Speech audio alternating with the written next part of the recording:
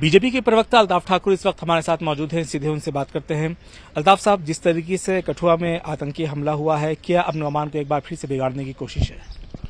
देखिए, सबसे पहले जो कल शाम के कायराना आतंकवादी हमले में जिन 5 हमारे जवानों ने शहादत दी है, पहले मैं उनकी शहादत को सलाम करता हूँ और साथ साथ उनकी जो फैमिली है उनके साथ इजहार यकजहती करते हुए जहां तक अमन अमान का ताल्लुक है, देखिए पाकिस्तान की हमेशा कोशिश रही 2019 के बाद जहां कश्मीर में मिलिटेंसी पे बहुत ज्यादा दबाव बढ़ गया और उन्होंने अब एक नई पॉलिसी के तहत जम्मू को अब हिट करना शुरू कर दिया।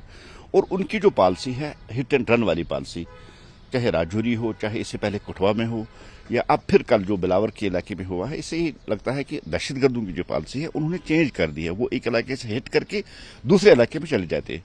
और जहां कल कठुआ का जो आतंकवादी हमला था, कहीं ना कहीं इसमें एजेंसी और पुलिस की भी लापरवाही है। अगर एक महीने पहले खुद ही आर्मी और पुलिस कहती है कि 2 ग्रुप अंदर एंटर हुए हैं, एक ग्रुप को तो मार डालते हैं, लेकिन उसके साथ साथ एक महीने तक इस लापरवाही से आतंकवादियों का वेट करना, मुझे लगता है कि ये सबसे बड़ी लापरवाही है।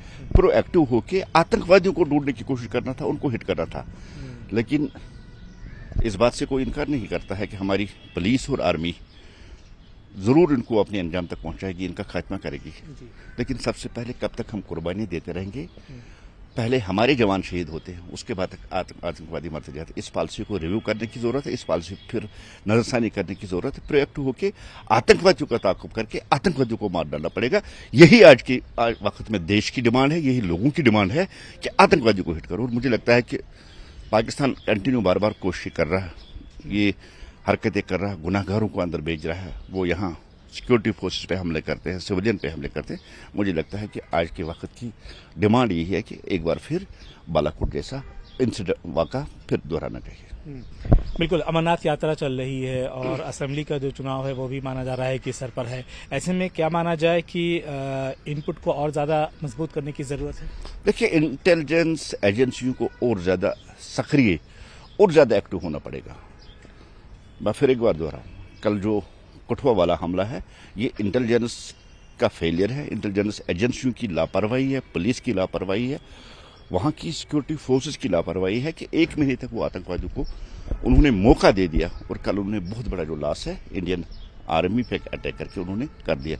मुझे लगता है वक्त आ चुका है कि अब आपको वेट नहीं करना चाहिए, आपको आतंकियों को टारगेट करना पड़ेगा। यही देश चाहता है, यही देश का आवाम चाहता है। और साथ साथ हम गवर्नमेंट से अपील करते हैं, एक बार फिर इस स्ट्रेटजी को रिव्यू करने की जरूरत है। और जिस तरह से आतंकवादियों ने चेंज किया, पुलिस और सिक्योरिटी फोर्सेस को जो अपनी स्ट्रेटजी है उसको चेंज करना पड़ेगा। प्रोएक्टिव होकर आतंक पे टारगेट करना चाहिए, ना कि वेट करना चाहिए कि आतंकवादी हमारा नुकसान कब करे उसके बाद हम मार डालें। नहीं, पहले आतंकवादियों को मार डालना, और ऐसा कोई मौका उनको देना नहीं चाहिए कि वो हमारे जवानों को हिट करके शहीद करें। एक और सवाल ये है कि इस तरह की जो घटनाएं हो रही हैं वो जम्मू संभाग में ज्यादा हो रही है, इसके पीछे क्या?